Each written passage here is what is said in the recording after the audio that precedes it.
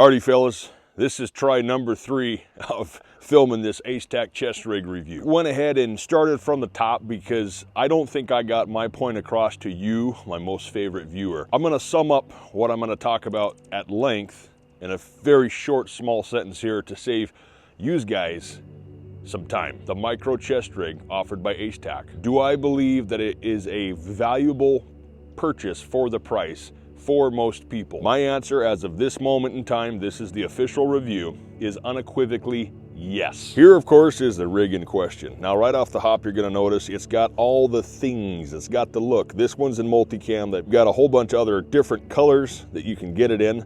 Multicam, at least in my geographical location, makes the most sense. Quick little side note, I would rather see bigger, chunkier, higher quality zippers, primarily because they tend to kind of bind when they get full of super fine moon dust. But surprisingly, none of them have derailed, broken, stripped out, or quit working in any way, shape, or form. They're just a little bit sticky. I'm pretty confident a fella could solve this issue with just a tiny bit of oil or just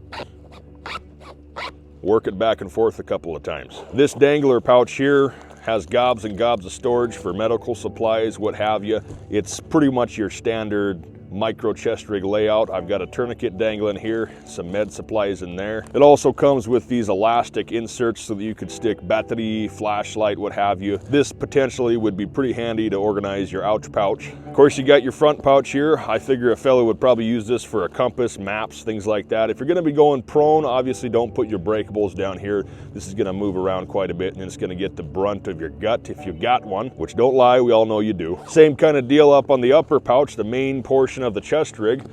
Oh geez, you've got a front pouch for maps, Skittles, what have you. And then the primary pouch, oddly enough, perfectly fits a Starrett depth gauge. Who friggin' knew? Is it the end-all be-all solution for all guys, tactical and FUDs alike? The answer, of course, is no, nothing is. Should you buy one if you're in the market for an affordable, reasonably durable chest rig? Yes. It's important to note that the gap between the S.O.P Tactical Gears and the Spiritus Systems of the world, the super uber cheap airsofter brands, that gap between the Gucci and the trashy is closing. The fact of the matter is a lot of these products are either fully produced or partially produced overseas, probably in China, Vietnam, Taiwan, what have you. At bare minimum, a lot of the components are made overseas. So keep that in mind when you're shopping for a chest rig, a backpack, what have you. A lot of this stuff is better than it was 5 or 10 years ago, but that does not mean it's all good. You take companies like Condor, and they've come a long way because they're starting to realize, hey,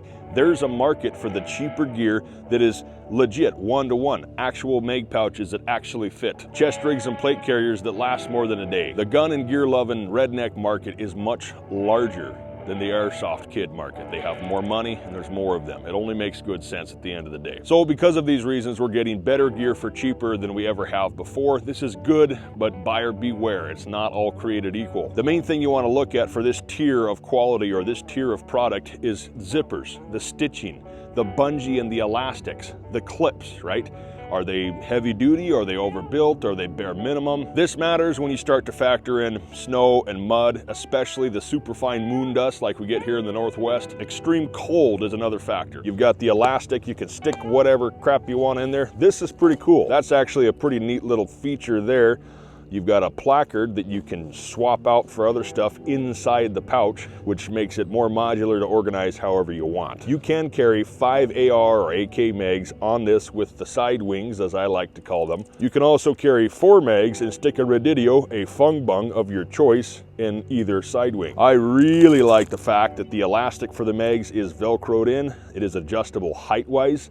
When I first got it, it was pretty high, kind of awkward to reload out of, but I adjusted it to where I wanted it. Works good. One of my biggest concerns going into this was mag retention. A lot of these cheaper rigs, the elastic, the retention devices don't really hold mags in very well. I'm happy to say I've never actually lost a single mag out of this rig during any of my testing. The shoulder straps have some sort of minimal padding in them. The stitching is very good quality. Now, during my excessive testing process, I did rip some of the stitching. This would set kind of on your shoulder blade. Truthfully, aside from this here, I have not been able to actually damage this rig really at all. There's some wear and tear on the zipper lanyards, things like that, but everything functions just as it should. Much like the zippers, I would rather see a little bit higher quality clippy, but These things have held up. The ACETAC chest rig is not something that I would consider to be a end-all solution. Is it your go-to-war rig? Probably not. Could it do it? Yeah, it probably could. Would I choose that if I had other better options? No, of course not. I see the ACETAC S.O.P chest rig as a great entry-level chest rig that's not shit tier, right? Something that is not airsofter level quality, something that's actually good enough to get you through a rifle 1 and 2 course and probably a couple years beyond that. Now, if you're an avid gun enthusiast, chances are you're gonna push your training and your practice and your overall knowledge level beyond the point of that ACETAC chest rig, which means it'll probably get set aside. But truthfully, if a fella stripped it down, it would make a great little hunting rig, something to stick binos in and a compass, maybe even a sidearm and some spare mags. Who knows? For whatever reason, in the tactical market, it seems to be that if something looks the part, people just charge the part. You can run over to Flamazon, scroll through tactical backpacks. Half of them are just trash, right?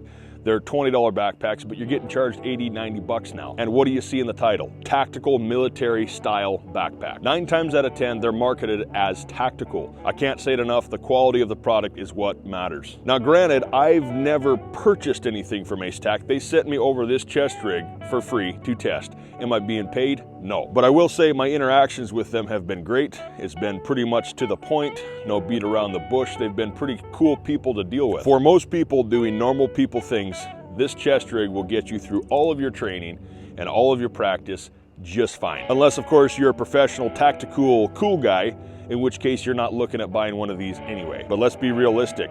It's a cheap chest rig that you're probably not going to wear out because you're not a psychopath like me. To sum up, should you buy it? Well, if you're the kind of fellow that subscribes to my channel, then yes, it'll work great for you. If you're in the market for a way more than good enough chest rig for 95% of the peoples out there, this is the one.